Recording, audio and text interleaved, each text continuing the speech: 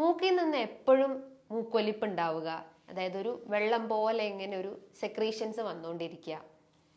വായയിൽ കൂടെ ഇങ്ങനെ കഫം പുറത്തേക്ക് തുപ്പേണ്ട അവസ്ഥ വരുന്നു, കട്ടിയായിട്ടുള്ള കഫം തുപ്പേണ്ട അവസ്ഥ വരുന്നു. അതേപോലെ തന്നെ വായയിൽ കൂടെ ഇങ്ങനെ ഇറങ്ങി വരുന്ന ഒരവസ്ഥ, ജസ്റ്റ് നമ്മളത് ഇങ്ങനെയാക്കുമ്പോൾ ഒരു കഫം കയറി വരുന്ന ഒരവസ്ഥ. അതേപോലെ തന്നെ തലവേദന ഫീൽ ചെയ്യുക, മൊത്തത്തിലൊരു വീക്ക്നെസ് ഉണ്ടാവുക. എവിടെ നിന്നാണ് ഇത്രയും കഫം വരുന്നതെന്ന് നിങ്ങൾ ചിന്തിച്ചിട്ടുണ്ടോ? എത്ര നമ്മൾ തുപ്പിക്കളഞ്ഞാലെങ്കിൽ മൂക്കൊണ്ട് ചീറ്റി കളഞ്ഞാലും എഗെയിൻ അത് ഇങ്ങനെ വന്നുകൊണ്ടിരിക്കുന്നു. ഇതിന്റെ റീസൺസ് എന്തായിരിക്കാം? അല്ലെങ്കിൽ ഈ ഒരു കഫം ഈ ഒരു ഇളകി പോകാൻ നമ്മൾ എന്തൊക്കെ ചെയ്യണം? എന്തൊക്കെ മാനേജ്മെന്റ് ആണ് അതിന് നമ്മൾ ചെയ്യേണ്ടതുണ്ട്? എന്തൊക്കെ ഭക്ഷണ രീതികളാണ് നമ്മൾ ഫോളോ ചെയ്യേണ്ടത്? അപ്പൊ നമ്മുടെ ഈ ഒരു റെസ്പിറേറ്ററി പാത്വേ അല്ലെങ്കിൽ ആ ഒരു ശ്വാസനാളികളുടെ ആരോഗ്യം മെച്ചപ്പെടുത്താൻ സഹായിക്കുന്ന കുറച്ച് ഭക്ഷണങ്ങളൊക്കെ ഉണ്ട്. അതാണ് ഇന്നത്തെ വീഡിയോയിലൂടെ ഞാൻ ഡിസ്കസ് ചെയ്യുന്നത്. ഹായ്, ഞാൻ doctor Juhi Das, QNB health കെയറിലെ ഹോമിയോപ്പത്തിക് ഫിസിഷ്യൻ ആണ്.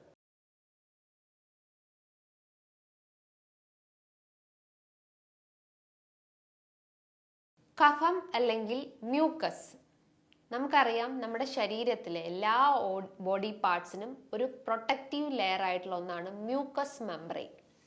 അതിൽ നിന്നാണ് ഈ ഒരു മ്യൂക്കസ് അമിതമായിട്ട് സെക്രീറ്റ് ചെയ്യുന്നത്.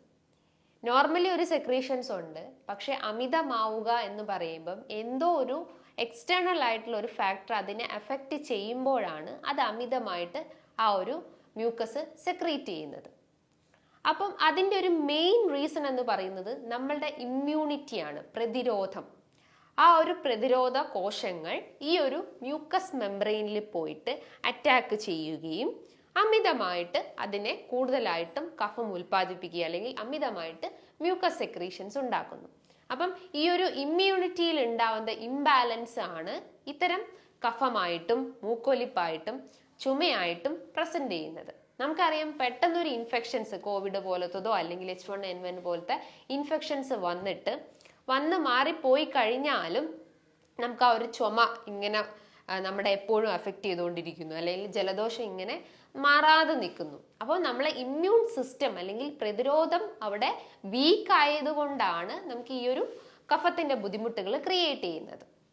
നമ്മുടെ ഇമ്മ്യൂൺ സിസ്റ്റം വീക്ക് ആവുമ്പോൾ അല്ലെങ്കിൽ അത് കൂടുതൽ സെൻസിറ്റീവ് ആകുമ്പോഴാണ് ഈ ഒരു അമിതമായിട്ട് കഫം സെക്രീറ്റ് ചെയ്യുന്നത്.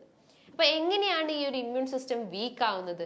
ഒന്നാമത്തെ ഒരു റീസൺ എന്ന് പറയുന്നത്, നിങ്ങൾക്ക് പ്രായമാകുമ്പം നമ്മുടെ കോശങ്ങളും നമ്മുടെ എല്ലുകളും പേശികളും എല്ലാം വീക്കാവും. അതിന്റെ പ്രവർത്തനം വളരെ സ്ലോ ആയിക്കൊണ്ടിരിക്കുന്നു. പ്രതിരോധമായാലും വളരെ സ്ലോ പ്രോസസ്സിലായിരിക്കാം. അപ്പൊ പെട്ടെന്നൊരു ഇൻഫെക്ഷൻസ് വന്നു കഴിഞ്ഞാൽ നമുക്ക് അതിൽ ശരീരത്തിൽ നിന്ന് വിട്ടുപോകാൻ കുറച്ച് താമസം എടുക്കും. അതിപ്പോൾ ബാക്ടീരിയൽ ഇൻഫെക്ഷൻസോ വൈറൽ ഇൻഫെക്ഷൻസോ, അതായത് കോവിഡ് പോലത്തതോ H1N1 പോലത്തെ അല്ലെങ്കിൽ ഇൻഫ്ലുവൻസ പോലത്തെ എന്തെങ്കിലും ഒരു ഇൻഫെക്ഷൻസ് നമ്മളെ പ്രതിരോധത്തിനെ അറ്റാക്ക് ചെയ്യുമ്പോൾ അത് കാലങ്ങളായിട്ട് നമ്മളെ ബോഡിയിൽ തന്നെ എക്സിസ്റ്റ് ചെയ്യുമ്പോഴാണ് അത് കൂടുതലായിട്ടും നമ്മളെ ഇമ്മ്യൂൺ സിസ്റ്റത്തിനെ വീക്ക് ആക്കുകയും പ്രതിരോധ കോശങ്ങൾ അതിനെ അറ്റാക്ക് ചെയ്യുകയും ഈ ഒരു കഫം കൂടുതലായിട്ടും സെക്രീറ്റ് ചെയ്യുന്നത്. അപ്പം ഏജിങ്ങിന്റെ ഭാഗമായിട്ടും എന്തെങ്കിലും വൈറൽ ഇൻഫെക്ഷൻസിന്റെ ഭാഗമായിട്ടും ഈ ഒരു കഫം കൂടുതലായിട്ടും സെക്രീറ്റ് ചെയ്യാനുള്ള ചാൻസസ് ഉണ്ട്.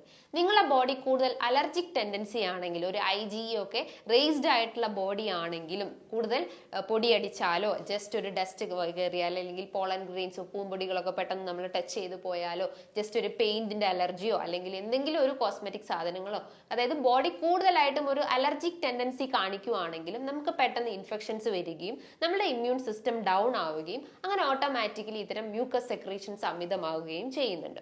അതേപോലെ തന്നെ നിങ്ങളെ ഫാമിലിയിൽ മറ്റാർക്കെങ്കിലും ഈ ഒരു അലർജിക് ടെൻഡൻസിയോ അല്ലെങ്കിൽ ഈ ഒരു ലോ ഇമ്മ്യൂൺ സിസ്റ്റം ആയിട്ടുള്ള എന്തെങ്കിലും ഒരു ഹിസ്റ്ററി ഉണ്ടെങ്കിലും ഈ ഒരു ഇൻഫെക്ഷൻസ് നമുക്ക് വന്നുകൊണ്ടിരിക്കും. ചെറിയ ചെറിയ അസുഖങ്ങൾക്ക് പോലും നമ്മൾ ഹൈ ഡോസേജ് മെഡിസിൻസ് എടുക്കുമ്പോഴും ആ മെഡിസിൻസിന്റെ ഒരു സൈഡ് എഫക്ട്സ് ആയിട്ടും ചില കേസസിൽ ഈ ഒരു ഇമ്മ്യൂൺ സിസ്റ്റം വീക്ക് ആവാനുള്ള ഒരു ചാൻസസ് ഉണ്ട്. ചില ഇനം ഫുഡ് ഐറ്റംസും ഈ ഒരു മ്യൂക്കസ് സെക്രീഷൻസിനെ കൂടുതലായിട്ടും മ്യൂക്കസ് സെക്രീറ്റ് ചെയ്യാനുള്ള ഒരു ട്രിഗറിങ് ഫാക്ടർ ആയിട്ട് വർക്ക് ചെയ്യുന്നുണ്ട്. ഇപ്പൊ പാല് അല്ലെങ്കിൽ അധികം തണുപ്പേറിയിട്ടുള്ള ഭക്ഷണങ്ങൾ അല്ലെങ്കിൽ അധികം സ്പൈസി ആയിട്ടുള്ള ഭക്ഷണങ്ങളൊക്കെ കഴിച്ചു കഴിഞ്ഞാലും ചില കേസിൽ നമുക്കൊരു ബോഡി അലർജിക് ടെൻഡൻസിയിലോട്ട് ലീഡ് ചെയ്യാറുണ്ട്. അതായത് ഇപ്പം പാലൊക്കെ കുടിച്ചു കഴിഞ്ഞാൽ കുട്ടികൾക്ക് അതൊരു ഇൻടോളറൻസ് ഉണ്ടാവുന്നു, ലാക്ടോസ് ഇൻടോളറൻസ് പോലത്തെ കണ്ടീഷൻസ് ഉണ്ടാവുന്നു. അപ്പം അത് അമിതമായിട്ടും കൂടുതൽ മ്യൂക്കസ് സെക്രീഷൻസ് ക്രിയേറ്റ് ചെയ്യുകയും അങ്ങനെ നമുക്ക് കഫത്തിന്റെ പ്രശ്നങ്ങൾ ക്രിയേറ്റ് ചെയ്യാനുള്ള ചാൻസസ് ഉണ്ട്. അപ്പം ചില ഇനം ഫുഡ് ഐറ്റംസും ഈ ഒരു അലർജിക് ടെൻഡൻസിനെ ട്രിഗർ ചെയ്യുന്നുണ്ട്. അപ്പൊ ഇത്തരം കാരണങ്ങളാണ് ബോഡിയിലെ മ്യൂക്കസ് സെക്രീഷൻസ് അമിതമാക്കുന്നത്. ഇനി നമ്മൾ എങ്ങനെ ഇത് മാനേജ് ചെയ്യും, അല്ലെങ്കിൽ നമ്മൾ എന്തൊക്കെ കാര്യങ്ങൾ ശ്രദ്ധിക്കേണ്ടതുണ്ട്? ഒന്നാമതായിട്ട് ഈ ഒരു മ്യൂക്കസിനെ കുറയ്ക്കുക എന്ന് പറയുമ്പോൾ നമ്മുടെ ബോഡി കൂടുതലായിട്ടും ഇമ്മ്യൂണിറ്റിനെ ബൂസ്റ്റപ്പ് ചെയ്യുന്ന കാര്യങ്ങൾ ചെയ്യുക. അതായത് പ്രതിരോധം നന്നായിട്ട് വർദ്ധിപ്പിക്കുന്ന കാര്യങ്ങൾ ചെയ്യാൻ ശ്രമിക്കുക. കൃത്യമായിട്ട് ഉറങ്ങുക, ടെൻഷൻസ് കുറയ്ക്കുക, എക്സസൈസ് അല്ലെങ്കിൽ വർക്ക്ഔട്ട് ചെയ്യാൻ ശ്രമിക്കുക, ബോഡി നന്നായിട്ട് വാം അപ്പ് ചെയ്യാൻ ശ്രമിക്കുക. നമ്മൾ കഴിക്കുന്ന ഭക്ഷണങ്ങളെല്ലാം കൃത്യമായിട്ട് മെറ്റബോളൈസ് ചെയ്യണമെങ്കിൽ നന്നായിട്ട് വർക്ക്ഔട്ട് ചെയ്യാൻ ശ്രമിക്കുക. അപ്പൊ നമ്മളെ സ്ട്രെസ് ലെവൽ കുറയുന്നു, ആങ്സൈറ്റി കുറയുന്നു. അപ്പോൾ ഓട്ടോമാറ്റിക്കലി നമ്മൾ പ്രതിരോധവും ഇംപ്രൂവ് ചെയ്യുന്നതാണ്. ഇനി ഒരു കാര്യം എന്ന് പറയുന്നത്, നമ്മൾ അമിതമായിട്ട് ഇപ്പൊ ചെറിയൊരു ജലദോഷമോ തുമ്മലോ ഒക്കെ വരുമ്പോൾ നമ്മൾ പെട്ടെന്ന് തന്നെ ഒരു പാരസെറ്റമോൾ എടുത്ത് കഴിക്കുന്നു, അല്ലെങ്കിൽ എന്തെങ്കിലും ഒരു വീട്ടിൽ കാണുന്ന എന്തെങ്കിലും ഒരു ടാബ്ലറ്റ്സ് നമ്മൾ ഒരു ഡോക്ടർ നിർദ്ദേശമില്ലാതെ നമ്മൾ എടുത്ത് കഴിക്കുന്നു. അത് ചിലപ്പം ഹൈ ഡോസേജ് മെഡിസിൻസ് ഒക്കെ ആയിരിക്കും. അപ്പൊ അത്രയും ചെറിയ ചെറിയ കാര്യങ്ങൾക്ക് പോലും നമ്മൾ ഹൈ ഡോസേജ് മെഡിസിൻസ് കണ്ടിന്യൂസ് ആയിട്ട് എടുക്കുന്നുണ്ടെങ്കിലും അതിന്റെ ഭാഗമായിട്ട് നമ്മളെ ഇമ്മ്യൂൺ സിസ്റ്റം വീക്ക് ആവുകയും ഈ ഒരു മ്യൂക്കസ് സെക്രീഷൻസ് അധികമാവുകയും അതിന്റെ ഭാഗമായിട്ട് നിങ്ങൾക്ക് കഫത്തിന്റെ പ്രശ്നങ്ങൾ ക്രിയേറ്റ് ചെയ്യുന്നുണ്ട്. പക്ഷെ നിങ്ങൾ ഇത്തരം കഫത്തിന്റെ ബുദ്ധിമുട്ടുകൾ നിസ്സാരമായി കാണരുത്. നിസ്സാരമായി കണ്ടു കഴിഞ്ഞാൽ അതൊരു കോംപ്ലിക്കേഷൻസ് അല്ലെങ്കിൽ ഒരു ഡേഞ്ചർ സിറ്റുവേഷനിലേക്ക് പോകാൻ ചാൻസസ് ഉണ്ട്. ഇപ്പൊ കുട്ടികളുടെ കേസൊക്കെ നോക്കുകയാണെങ്കിൽ ജസ്റ്റ് ഇനീഷ്യലി ഒരു പനി മാത്രമായിരിക്കും വന്നിട്ടുണ്ടാവുക, അല്ലെങ്കിൽ ജസ്റ്റ് ഒരു കഫക്കെട്ട് മാത്രമായിരിക്കും. പക്ഷേ ഒരു ടാബ്ലറ്റ്സോ അല്ലെങ്കിൽ ജസ്റ്റ് മെഡിസിൻസോ ഒന്നും തന്നെ ഇല്ലാതെ വീട്ടിൽ നിന്ന് തന്നെ സ്വയം ചികിത്സ നടത്തി കഴിഞ്ഞാൽ അത് വർദ്ധിച്ച് ചില ഡേഞ്ചർ സൈൻസ് ആയിട്ടുള്ള ന്യൂമോണിയ പോലത്തെ കംപ്ലയിൻസോ അല്ലെങ്കിൽ അസ്തമാറ്റിക് സിറ്റുവേഷൻസിലേക്കൊക്കെ ലീഡ് ചെയ്യാനുള്ള ഒരു ചാൻസസ് ഉണ്ട്. അപ്പം ഇത്തരം ലക്ഷണങ്ങൾ കാണുകയാണെങ്കിൽ നിങ്ങൾ ഒരു ഡോക്ടറെ കണ്ടിട്ട് അതിന് പ്രോപ്പർ ആയിട്ടുള്ള ഒരു മെഡിസിൻസ് തുടങ്ങേണ്ടതാണ്. അതേപോലെ തന്നെ നിങ്ങളെ ബോഡി എപ്പോഴും ഹൈഡ്രേറ്റ് ചെയ്തുകൊണ്ടിരിക്കുക. ഏകദേശം ഒരു 3 ലിറ്റർ ടു 4 ലിറ്റർ വരെ ഡെയിലി വെള്ളം കുടിക്കാൻ ശ്രമിക്കുക. ബോഡി ഡീഹൈഡ്രേറ്റ് ആയി കഴിഞ്ഞാൽ അതിന്റെ ഭാഗമായിട്ടും നമ്മളെ ഇമ്മ്യൂൺ സിസ്റ്റം വീക്ക് ആവുകയും നമുക്ക് ഇൻഫെക്ഷൻസ് പെട്ടെന്ന് വരാനുള്ള ചാൻസസ് ഉണ്ട്. അപ്പം ബോഡി എപ്പോഴും ഹൈഡ്രേറ്റ് ചെയ്തുകൊണ്ടിരിക്കുക. ഇനി വർക്ക്ഔട്ട് ഞാൻ പറഞ്ഞ പോലെ തന്നെ എയറോബിക് എക്സസൈസോ കാർഡിയക് എക്സസൈസോ ഡെയിലി ഒരു 30 to 35 മിനിറ്റ്സ് വർക്ക്ഔട്ട് അത്യാവശ്യമാണ്. ഇനി നിങ്ങളുടെ അപ്പർ റെസ്പിറേറ്ററി ട്രാക്ട്, അതായത് നമ്മുടെ മൂക്ക്, തൊണ്ട, ചെവി, അതേപോലെ തന്നെ കണ്ണ്, ഇതെല്ലാം ഒന്ന് ക്ലിയർ ആവാൻ വേണ്ടിയിട്ട് നിങ്ങൾക്ക് കുറച്ച് കാര്യങ്ങൾ വീട്ടിൽ തന്നെ ചെയ്യാൻ പറ്റുന്നതാണ്.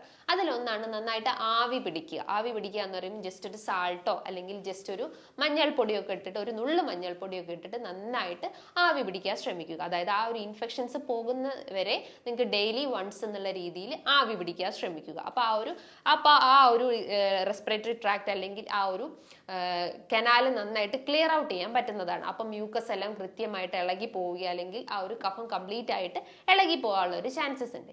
ഇനി മറ്റൊരു നാച്ചുറൽ റെമഡിയാണ് നമ്മുടെ തൊടിയിലെല്ലാം കാണപ്പെടുന്ന പനിക്കൂർക്ക എന്ന് പറയുന്നത്. അതിന്റെ ജസ്റ്റ് അതൊന്ന് ചതച്ചിട്ട് അതിന്റെ ചാറെടുത്തതിന് ശേഷം ഒരു 1-2 ടീസ്പൂൺ എടുത്തതിന് ശേഷം ഒരു ഗ്ലാസ് വെള്ളത്തിൽ, അതായത് ചെറു ചൂടുവെള്ളത്തിൽ അല്ലെങ്കിൽ ഒരു തിളപ്പിച്ചാറിയ വെള്ളത്തിൽ മിക്സ് ചെയ്തിട്ട് ആ ഒരു നുള്ളും അതിൽ മിക്സ് ചെയ്തതിന് ശേഷം കുടിക്കുകയാണെങ്കിൽ നമ്മുടെ ആ ഒരു റെസ്പിറേറ്ററി ട്രാക്ട് ഈസി ആയിട്ട് ക്ലിയർ ഔട്ട് ചെയ്യാൻ പറ്റുന്നതാണ്. അപ്പം കഫത്തിന്റെ പ്രശ്നങ്ങൾ അല്ലെങ്കിൽ അലർജി പ്രശ്നങ്ങളൊക്കെ ഉണ്ടെങ്കിലും അത് നമുക്ക് റെഡ്യൂസ് ചെയ്യാൻ പറ്റുന്നതാണ്. ഇനി മറ്റൊരു നാച്ചുറൽ റെമഡിയാണ് കർപ്പൂരം എന്ന് പറയുന്നത്. കർപ്പൂരം നന്നായിട്ട് ബോയിൽ ചെയ്യുക, എന്നിട്ട് നമ്മൾ ഓയിലിൽ നന്നായിട്ട് മിക്സ് ചെയ്തതിന് ശേഷം ആ ഒരു ചൂട് നമ്മളെ ഈ ഒരു മൂക്കിന്റെ ഭാഗത്തും അതേപോലെ തന്നെ എവിടെയാണോ ഇൻഫെക്ഷൻസ് ഉള്ളത് തൊണ്ടയുടെ ഭാഗത്തും തലയുടെ ഭാഗത്തും ഒക്കെ ആയിട്ട് ജസ്റ്റ് ആ ഒരു ചെറു ചൂടോടുകൂടി തന്നെ അത് അപ്ലൈ ചെയ്ത് കൊടുക്കുക. അപ്പം അതൊരു ഹീലിംഗ് പ്രോസസ്സ് അല്ലെങ്കിൽ ഇൻഫ്ലമേഷൻസ് ഒക്കെ കുറയ്ക്കാനും മ്യൂക്കസ് സെക്രീഷൻസ് കുറയ്ക്കാനും പ്രതിരോധ ശേഷി വർദ്ധിപ്പിക്കാൻ സഹായിക്കുന്ന ഒരു നാച്ചുറൽ മെത്തേഡാണ് ഇത്തരം പറഞ്ഞിട്ടുള്ള മെത്തേഡ്സ് എന്ന് പറയുന്നത്. അതേപോലെ തന്നെ നിങ്ങൾ ചെയ്യുന്ന ഒരു മിസ്റ്റേക്സ് എന്ന് പറയുന്നത്, നമ്മൾ നന്നായി ഓയിൽ ഇട്ടതിന് ശേഷം വെയിൽ കൊണ്ടിട്ട് കുളിക്കാൻ പോവുക. അതേപോലെ തന്നെ പെട്ടെന്ന് കുളി കഴിഞ്ഞതിന് ശേഷം നന്നായിട്ട് വെയിൽ കൊള്ളുക. ഇത്തരം പ്രക്രിയകളൊക്കെ ഉണ്ടെങ്കിൽ അത് ആദ്യം ഒന്ന് മാറ്റി നിർത്തുക. കൃത്യമായിട്ടൊരു കൃത്യമായിട്ടുള്ള രീതിയിലുള്ള കാര്യങ്ങൾ ചെയ്യാൻ ശ്രമിക്കുക. ഭക്ഷണ രീതികളായാലും അതേപോലെ തന്നെ ഉറക്കം, വ്യായാമം, ഇതെല്ലാം കൃത്യമായിട്ട് മെയിൻറ്റെയിൻ ചെയ്യാൻ ശ്രമിക്കുക. അതേപോലെ ധാരാളം ഭക്ഷണത്തിൽ ഫ്രൂട്ട്സും വെജിറ്റബിൾസും ഇലക്കറികളും ഒക്കെ മാക്സിമം ഉൾപ്പെടുത്താൻ ശ്രമിക്കുക. ഇൻഫ്ലമേഷൻസ് അല്ലെങ്കിൽ നീർക്കെട്ട് കുറയ്ക്കുന്ന വൈറ്റമിൻ സിയും പേരക്ക, ക്യാപ്സിക്കം, നട്ട്സ് ഐറ്റംസ്, ചെറു മത്സ്യങ്ങളൊക്കെ, അതായത് പ്രതിരോധശേഷി വർദ്ധിപ്പിക്കുന്ന രീതിയിലുള്ള കാര്യങ്ങൾ ഉൾപ്പെടുത്താൻ ശ്രമിക്കുക. അതേപോലെ തന്നെ ചെറു മത്സ്യങ്ങളിൽ ലീഫി വെജിറ്റബിൾസും അതേപോലെ തന്നെ ശർക്കര, എള്ളുണ്ട, ഇതൊക്കെ മാക്സിമം നിങ്ങളുടെ ഭക്ഷണത്തിൽ, എള്ള്, അതേപോലെ തന്നെ കാരക്ക, ഇതൊക്കെ മാക്സിമം നിങ്ങളുടെ ഭക്ഷണത്തിൽ ഉൾപ്പെടുത്താൻ ശ്രമിക്കുക. ഇത് നമ്മളെ ഇമ്മ്യൂൺ സിസ്റ്റം പെട്ടെന്ന് ബൂസ്റ്റപ്പ് ചെയ്യാൻ സഹായിക്കുന്നതാണ്. അപ്പം നിങ്ങൾ ഫോളോ ചെയ്യേണ്ട കാര്യങ്ങൾ എന്ന് പറയുക, ഒന്നാമതായിട്ട് കൃത്യമായിട്ട് വർക്ക്ഔട്ട്, വെള്ളത്തിന്റെ അളവ്, അതേപോലെ തന്നെ ആങ്സൈറ്റി ടെൻഷൻ ഒക്കെ ഉണ്ടെങ്കിൽ അത് കുറയ്ക്കുക, അതേപോലെ ഭക്ഷണ രീതികളും ശ്രദ്ധിക്കുക. ഇനി പറഞ്ഞിട്ടുള്ള ചെറിയ ചെറിയ ഒറ്റമൂലികളൊക്കെ ഇടയ്ക്കൊന്ന് പ്രയോഗിക്കാൻ ശ്രമിക്കുക. പക്ഷെ സെൻസിറ്റീവ് ആയിട്ടുള്ള കേസസ്, അതായത് നിങ്ങളുടെ ബോഡി കൂടുതൽ സെൻസിറ്റീവ് ആയിട്ടുള്ള കേസസ് ഒക്കെ ആണെങ്കിൽ ഇത്തരം ആക്ടിവിറ്റീസ് ഒക്കെ മാക്സിമം ഒന്ന് റെഡ്യൂസ് ചെയ്യാൻ ശ്രമിക്കുക. ഇനി ഇതുമായി ബന്ധപ്പെട്ട എന്തെങ്കിലും സംശയങ്ങളൊക്കെ ഉണ്ടെങ്കിൽ താഴെ കാണുന്ന നമ്പറിൽ കോൺടാക്ട് ചെയ്യാവുന്നതാണ്. നല്ലൊരു ഹെൽത്ത് ടോപ്പിക്കുമായി വീണ്ടും കാണാം. താങ്ക്